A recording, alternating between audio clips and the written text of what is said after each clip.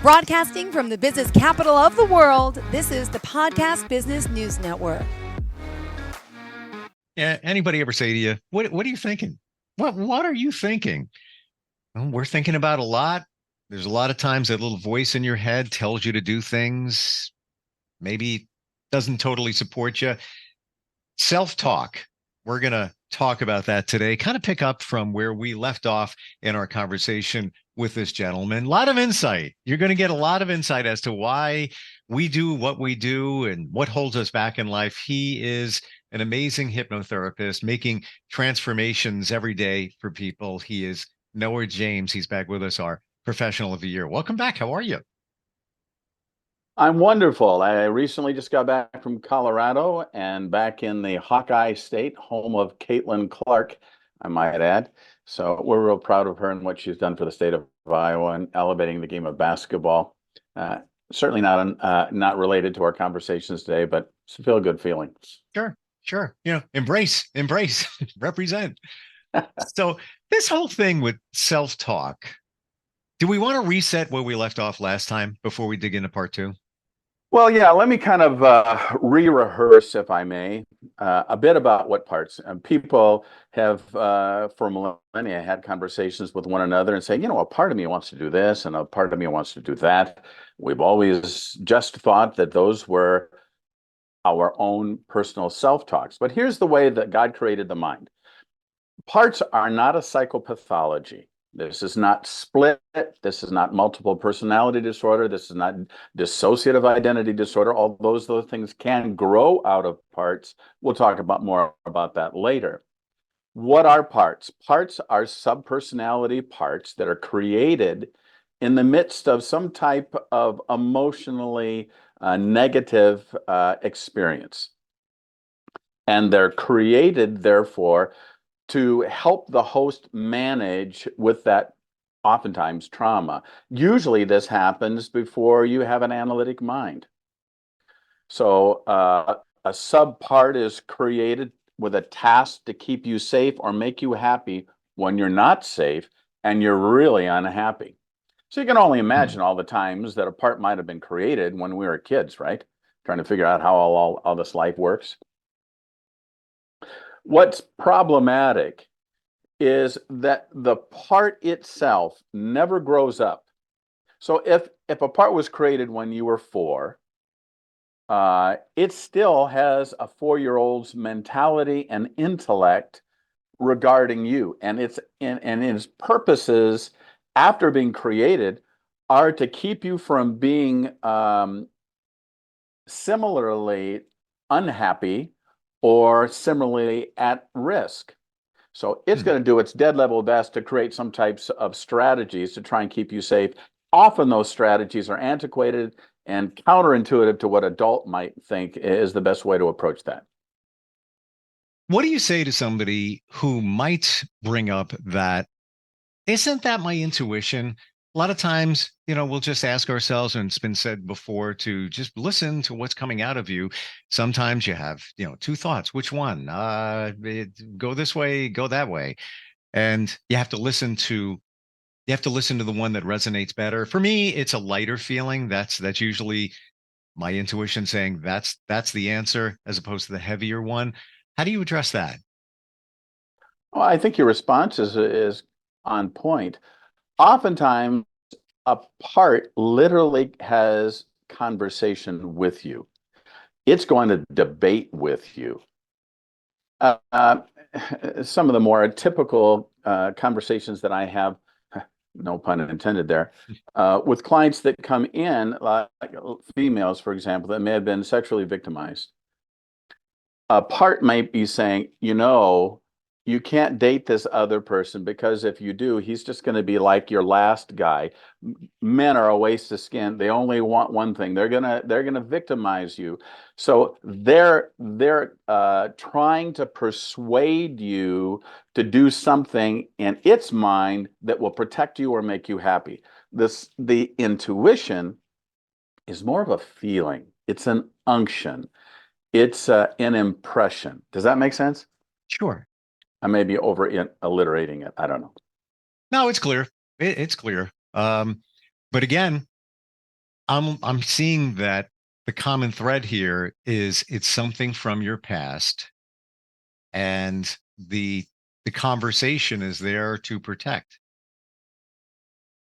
It truly is. And it makes a great deal of sense. And I'm going to remind you of what you already know.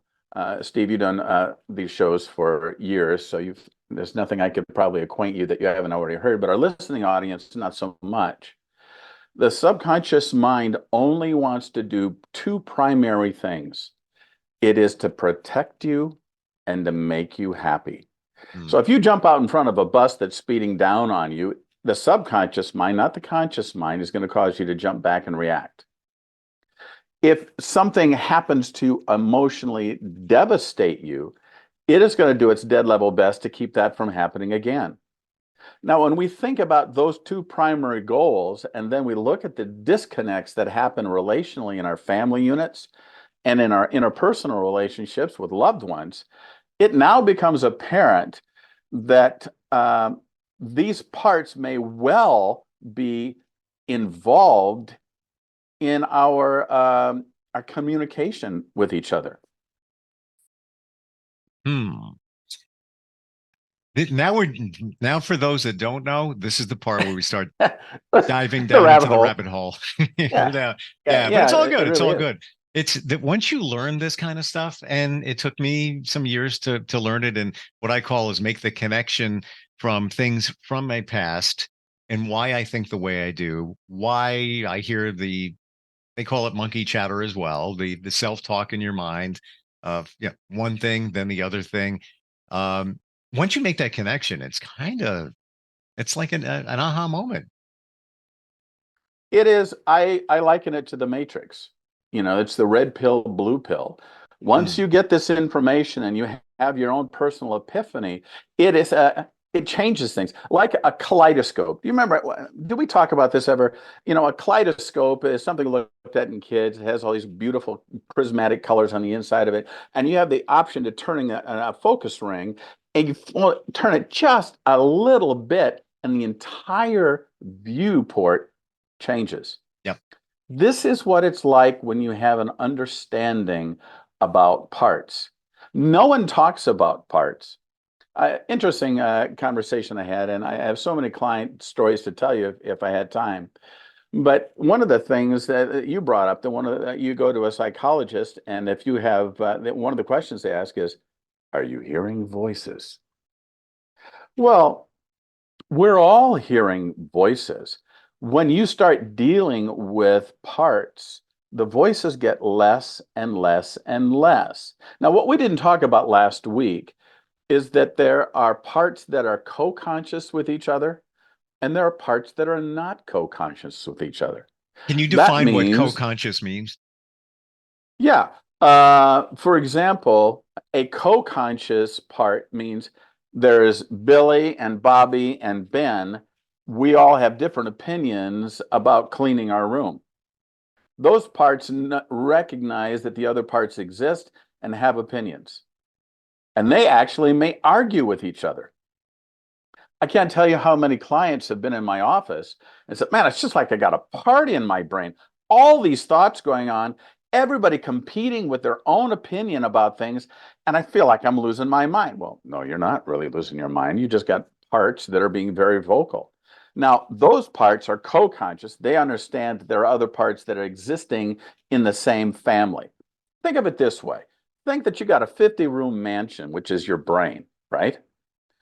Uh, the co-conscious parts have doors between them, like in a hotel where you can have a suite. You can run back and forth between them, right? With the non-co-conscious, the door's locked. They think it's just them and nobody more. And those non-co-conscious ones can be difficult. When a person is abused, and the creation of the part is done in the context of great emotional trauma, parts that continually receive that same type of abuse can grow in their executive function, meaning that they grow their own belief systems, their own understandings, they have their own way of thinking, their own way of dressing. And oftentimes, one of the telltale symptoms of that is that they lose track of time. Like, I don't even know what happened between 9 o'clock and 12 o'clock. Just felt like maybe I went to sleep or something. I don't know. Well, that part took over and it was in operation. It got triggered into place in a context that reminded them of something that was dangerous at some times past. And now that's in operation. And they just take over life at that point. Can you But give an that is dissociative identity. Right. Can you give an example of what someone may hear in their minds in terms of the talk between two? Yeah, pick any situation. And we're going to make it very basic, but what somebody might be experiencing to illustrate what we're talking about. Well, let's say that I'm dating a girl. All right. Now, for some of you out there in radio land, I do have a face that's made for radio, not for television. So dating a girl might be a challenge in and of itself. But let's just imagine, if we will, for purposes of discussion. Listen, Noah, there's somebody for everyone. Well, very good. All right. And that's why I'm on the radio for a reason too. Continue. Yeah. All right. So let's imagine that I'm dating a girl and things seem to be going really well. And then for all sudden reason, she starts to be really questioning whether or not I'm telling the truth, that I really care about her, and that I'm untrustworthy. In her mind, this is what she may be hearing. He really doesn't love you the way he says he does. He just wants something from you. As soon as he gets that, he'll be gone. So this part now has entered in because her last boyfriend took advantage of her, wounded her, either had an affair with somebody else, cheated on her, whatever it might be, that so devastated that a part was created. And now this part is purposed to keep her from having any other intimate liaisons, because the ultimate end of that relationship will be her broken heart. Therefore, that part literally starts talking to her mind and questioning the veracity of her suitor's intentions towards her. She doesn't realize it because to her, it's just her. And I can't tell you how many women come in here with this same story. So, gosh, I started a relationship with this guy. It was really great. And then all of a sudden, it just exploded. Now, it doesn't have to be between a girl and a guy. It can be between a daughter and their mother. If mom wounded the child, now there's a part that says, well, your mom really doesn't love you. She does, or it could be a dad that was never affirming to the son, and everything that the son tried to do, it was never good enough. Now the son has a part in him that says, yeah, I can't ever please my dad. You're never gonna please your dad. He doesn't love you. He's gonna reject whatever you do. Now, here's an interesting thing. Now when these belief systems are created, have you ever met, I'll finish this thought with this statement. Have you ever met somebody that has a kick me sign on the back of them? And then all of a sudden, people kick them unwittingly. They're just a person that seems to get kicked. Well, here's what happens. We discussed in times past that everything is energy. Our thoughts are energy. Our saved thoughts and belief systems are energetic, and they have a frequency. And many of these thoughts that are our belief systems are like radio stations that are transmitting out into the world. So now we'll go back to the girlfriend, boyfriend, and she's saying, well, he's going to reject you. He's going to reject you. He's going to reject you. Now the boyfriend's thinking, God, I guess maybe I just need to reject her. And I don't even know why I'm feeling that way. Well, she's creating this environment. Now, I want to just interject something that I think is really fascinating. This has a Christian context with it, but stay with me. In the Bible, it says, in the beginning was the Word, and the Word was with God, blah, blah, blah, John 1:1. But God created the world. He spoke everything into existence, Genesis 1, right? It turns out that each of us here, under the sound of my voice, we are creating a reality by the thoughts that we think, not the thoughts that we're consciously thinking so much. That only comprises about 5% of our daily experience. 95% of who we are each day are the unconscious expressions of the belief systems that were stored before the age of 10 that we neither have awareness of or have access to. So this really changes the dynamic of everything. I don't want to agree with you because we're here. I agree with you. I lived it. I studied it. I've experienced it. And we attract what we put out there. And in the dating world, for me, there was a time every woman that showed up had anxiety, a lot, a lot. And I would say, why is that? What's going on? Yes, I have a lot of empathy. I'm here to help. But at the same point, why is it always that? Like 90% of the time. And then I thought about it. And I was like, maybe it's because my mom had anxiety. I didn't even connect the two, right? And it may be, let's broaden our sphere of understanding of this. A person may choose to date the same type of person. This happens to me all the time. I'll work with some woman who's been abused by an alcoholic husband or whatever. And she says, well, this is my third husband. What happened to the first two? Well, they were both alcoholics and they both abused me also. Well, Right. why'd you go back to the same kind of guy? She was attracted. She actually brought into her sphere. Why? Because in many cases, she didn't believe that she was worthy of a functional relationship. She wanted one like she had with her mom and dad because her dad was an alcoholic. So if a person has low self-esteem, they may be gravitating to someone that is beneath who they really would like to be with because they don't feel worthy of a person where they can have a successful relationship. I'll share. I don't know if I've ever shared this, but somebody I'm close to um, got divorced, and I knew the family dynamics and all of that. And I'll laser this. So her father left the family abruptly when she was very young. She gets married to my friend, and things are great, along the way. She had animosity between she and her father when they got married. Then they came back together again. Everything was fantastic to the point where even her mother and her spouse and her father and his spouse, they'd all get together at the same time. Everything was great, fantastic. Time went on, and then the father got cancer and he started degrading to the point where he passed. And my friend said, one day she just said, I want to get divorced. Yeah, didn't even know it was coming. The same exact thing that, if you trace it back, the same exact thing that her father did, just left the family. And there's an ending to the story. She wound up cheating along the way, which I think he said that her father did that.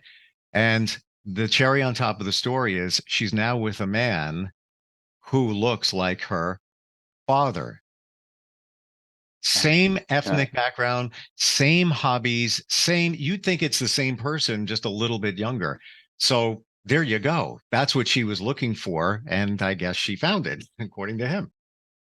She has. So we say all of that, and I wanted to take special note to do a second part to this because the viewers listening to me right now are now having their own red pill, blue pill moment. And they're saying, well, Hmm. I wonder if that's why. And they fill in the blank. I wonder. And yeah, it is why. A great majority of the interaction that you have with a person that is dysfunctional is because of some involvement with subconscious programming and parts as they play out together. Now, in the remaining time that we've only got about 5 minutes left, and I want to do this for your viewers.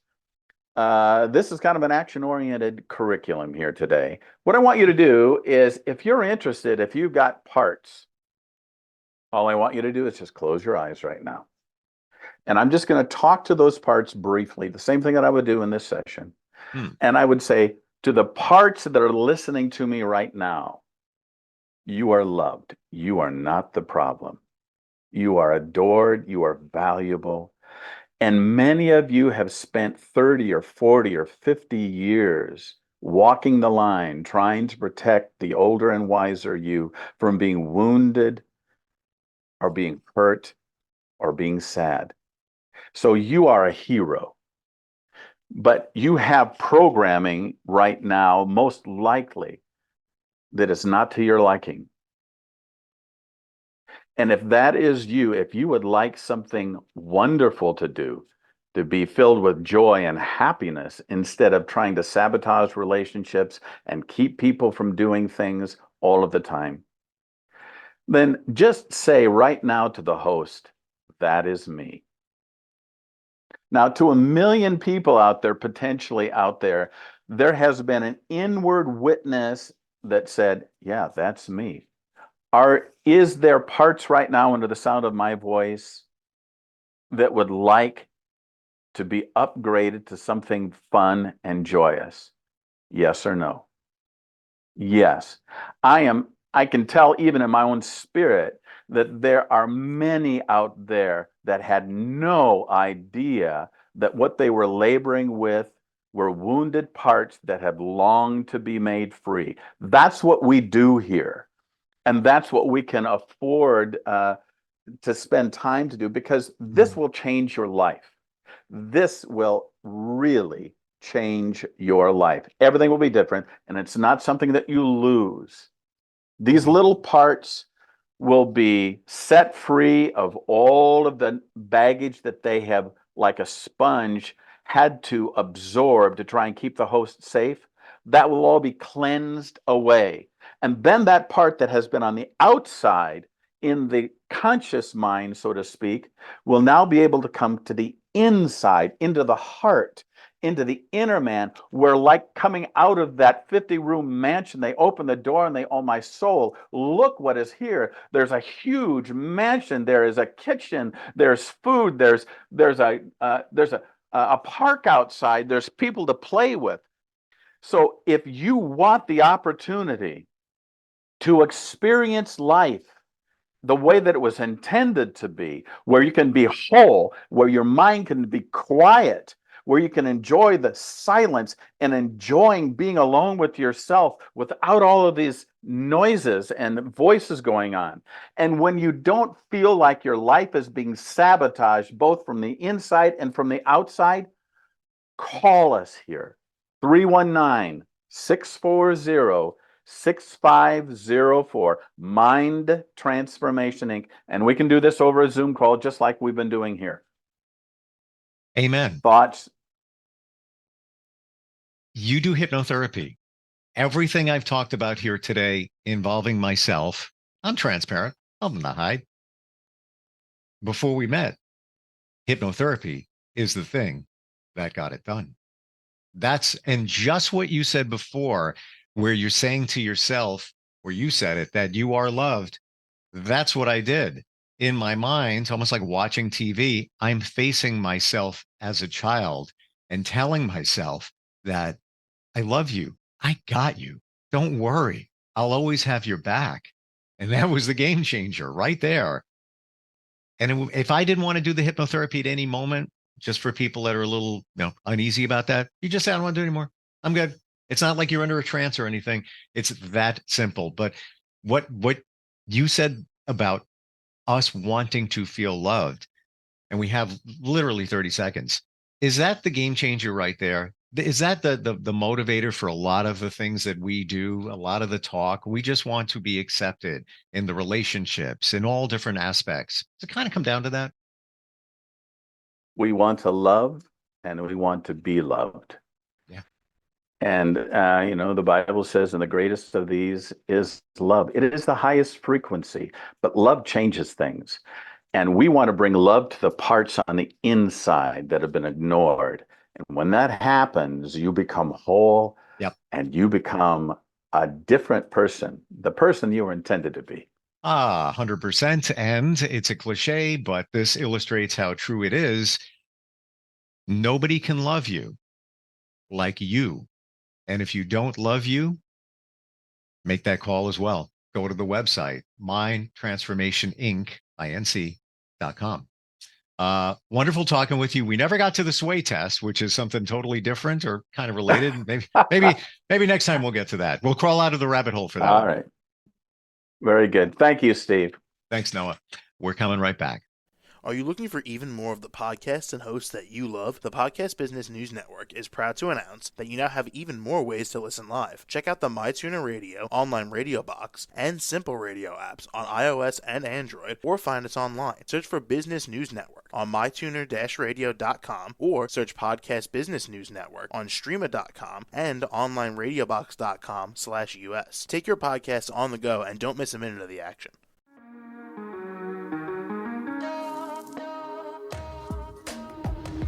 Broadcasting from the business capital of the world, this is the Podcast Business News Network. For nearly 2,000 severely injured veterans, everyday life has become filled with barriers. Day-to-day simple tasks can become pretty daunting. I have to carry my chair up 2 flights of steps or have somebody do it for me. What scares me the most is just the falling. When I'm struggling with my house, I think, to have that one great barrier just knocked down, it's crucial. Home for Our Troops is a wonderful nonprofit that builds a mortgage-free, fully adaptive, handicap-accessible house. And there's no catch. It'll be our very first home that we've ever owned. This is a game changer. This is where your life begins again. We need you to join us in completing this important mission. Please visit hfotusa.org